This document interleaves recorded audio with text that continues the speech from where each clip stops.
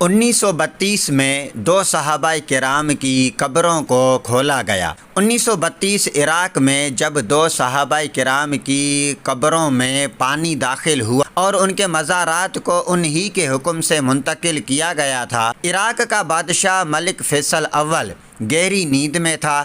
اس نے خواب میں دیکھا کوئی اس سے کہہ رہا تھا، ہم رسول اللہ صلی اللہ علیہ وسلم کے دو صحابی دریائے دجلہ کے کنارے دفن ہیں۔ دریا کا رخ تبدیل ہو رہا ہے، پانی ہماری طرف بڑھ رہا ہے۔ حضرت حذیفہ بن یمان رضی اللہ عنہ کی قبر مبارک میں پانی آ چکا ہے، جبکہ حضرت جابر بن عبداللہ رضی اللہ عنہ کی قبر بھی نم ہونے لگی ہے۔ ہمیں یہاں سے نکال کر دریا کے کنارے سے کچھ فاصلے پر دفن کیا جائے۔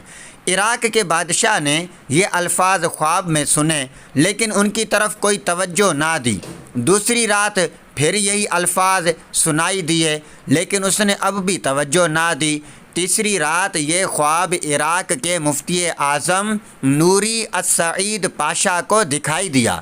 انہوں نے اسی وقت وزیر اعظم کو ساتھ لیا اور بادشاہ کی خدمت میں پہنچ گئے۔ جب انہوں نے بادشاہ سے اپنا خواب بیان کیا تو بادشاہ چونکا اور بولا، یہ خواب تو میں بھی 2 بار دیکھ چکا ہوں۔ اب انہوں نے مشورہ کیا۔ آخر بادشاہ نے مفتی اعظم سے کہا، پہلے آپ قبروں کو کھولنے کا فتویٰ دیں، تب میں اس خواب کے مطابق عمل کروں گا۔ مفتی اعظم نے اسی وقت قبروں کو کھولنے اور اس میں سے مقدس اجسام کو نکال کر دوسری جگہ دفن کرنے کا فتویٰ جاری کر دیا۔ اب یہ فتویٰ اور شاہی فرمان اخبارات میں شائع کر دیے گئے اور اعلان کیا گیا کہ عید قربان کے دن دونوں اصحاب رسول کی قبریں کھولی جائیں گی۔ اخبارات میں جو ہی یہ خبر شائع ہوئی تو دنیا اسلام میں بجلی کی طرح پھیل گئی۔ اخبارات کی دنیا اس خبر کو لے اڑی، اور مزے کی بات یہ کہ یہ حج کے دن تھے۔ تمام دنیا سے مسلمان حج کے لیے مکہ اور مدینہ پہنچے ہوئے تھے۔ انہوں نے درخواست کی کہ قبریں حج کے چند روز بعد کھولی جائیں تاکہ وہ سب بھی اس پروگرام میں شرکت کر سکیں۔ اسی طرح حجاز، مصر، شام، لبنان، فلسطین، ترکی، ایران، بلغاریہ، روس، ہندوستان وغیرہ ملکوں سے شاہ عراق کے نام سے بے شمار تار پہنچے کہ ہم بھی اس موقع پر شرکت کرنا چاہتے ہیں، مہربانی فرما کر مقررہ تاریخ چند روز آگے بڑھا دی جائے۔ چنانچہ دنیا بھر کے مسلمانوں کی خواہش پر دوسرا فرمان یہ جاری کیا گیا کہ اب یہ کام حج کے 10 دن بعد کیا جائے گا۔ پھر وہ دن بھی آن پہنچا کہ بغداد شہر کی گلیاں لوگوں سے بھر گئیں اور دور و نزدیک سے آنے والے منتظر تھے کہ کب یہ مبارک فریضہ سر انجام دیا جائے گا۔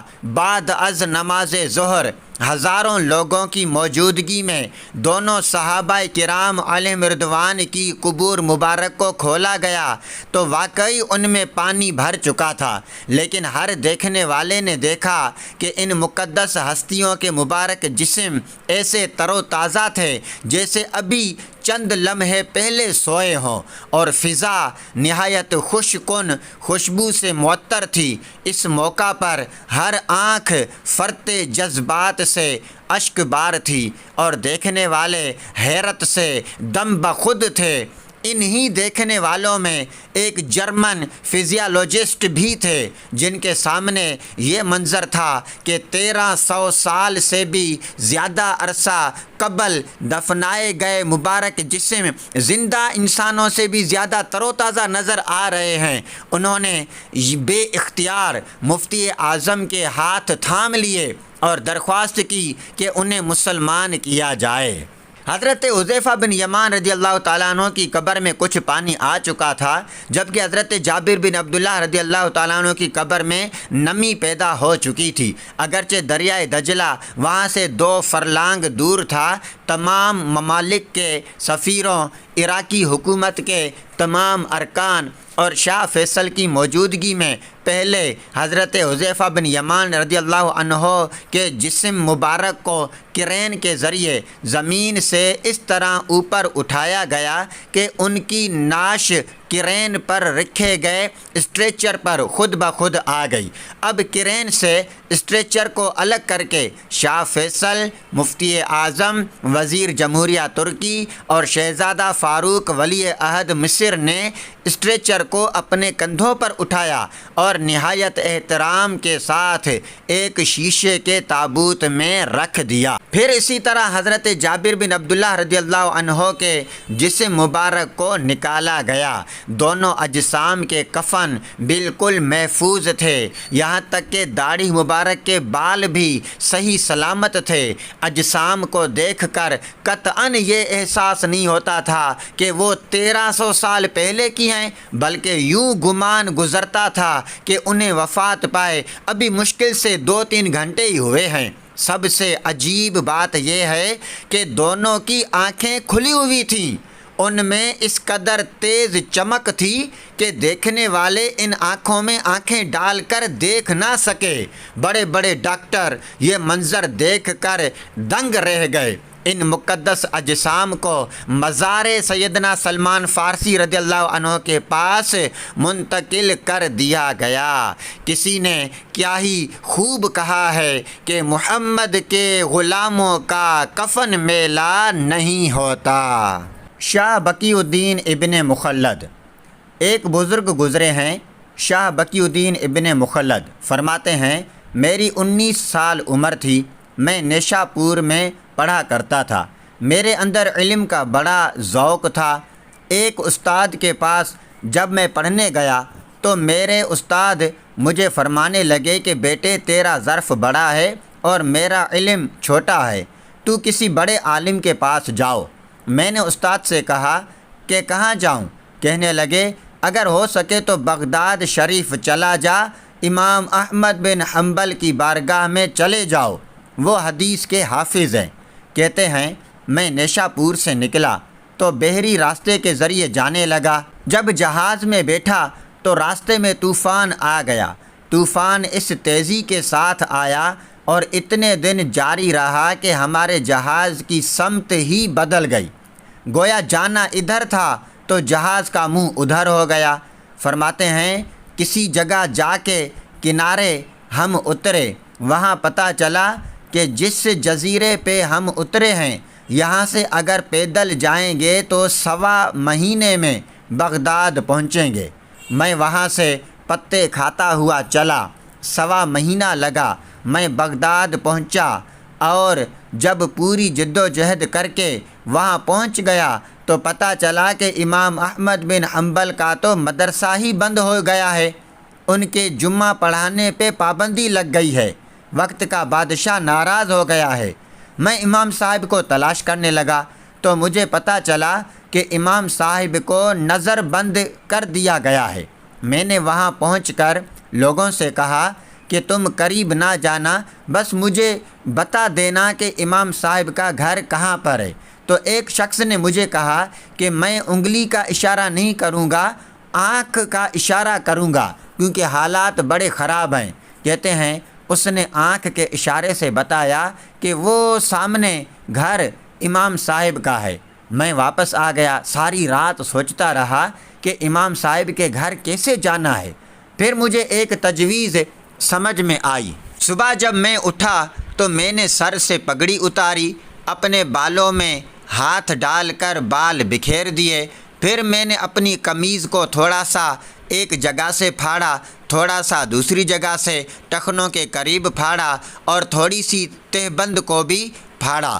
ہاتھ میں نے کاسا پکڑا، پرانے کپڑے پہن کے بغداد کی گلیوں میں کبھی ادھر کبھی ادھر پھرتا رہا۔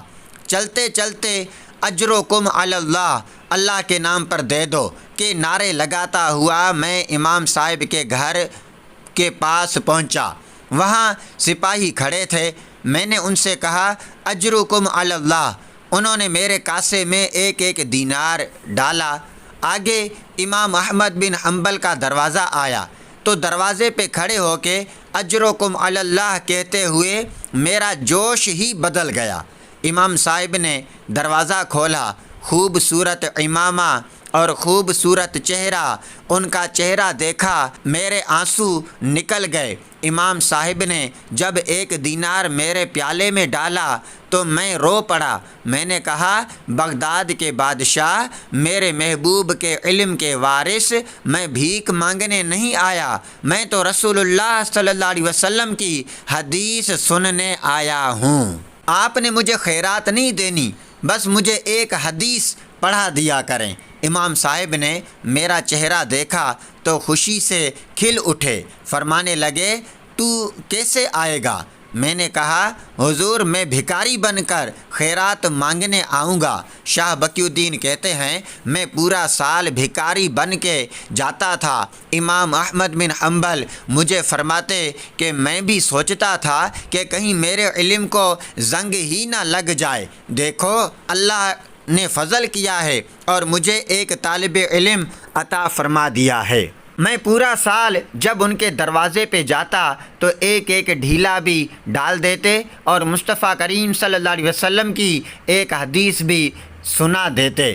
ہمارے پڑھنے کا انداز یہ تھا کہ استاد پہلے امامہ باندھتے تھے، جبہ پہنتے، اور اس قید اور نظر بندی کے عالم میں جب وہ نبی پاک صلی اللہ علیہ وسلم کی حدیث سناتے تو ان کی آنکھیں آنسوؤں سے بھر جاتیں۔ وہ روتے ہوئے تڑپتے ہوئے حدیث سناتے اور میں بھی اسی درد سے وہ بات وصول کرتا۔ سال گزر گیا، حکمران مر گیا، نیا بادشاہ آیا۔ اس نے خود امام احمد بن حنبل کو بڑا مدرسہ بنا کے دیا۔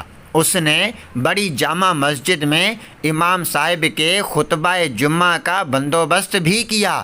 ہزاروں طالب علم کئی ملکوں سے امام صاحب کے دروازے پر آ کے بیٹھنے لگے۔ جب میں بھی پہنچا تو امام صاحب فرمانے لگے، تو ذرا آگے آ جا۔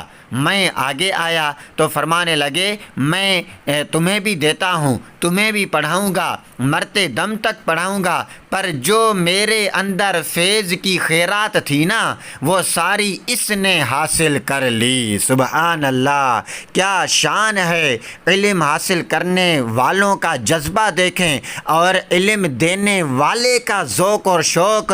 امام احمد بن حنبل رضی اللہ تعالیٰ عنہ، آپ کی عظمت کو سلام ہے۔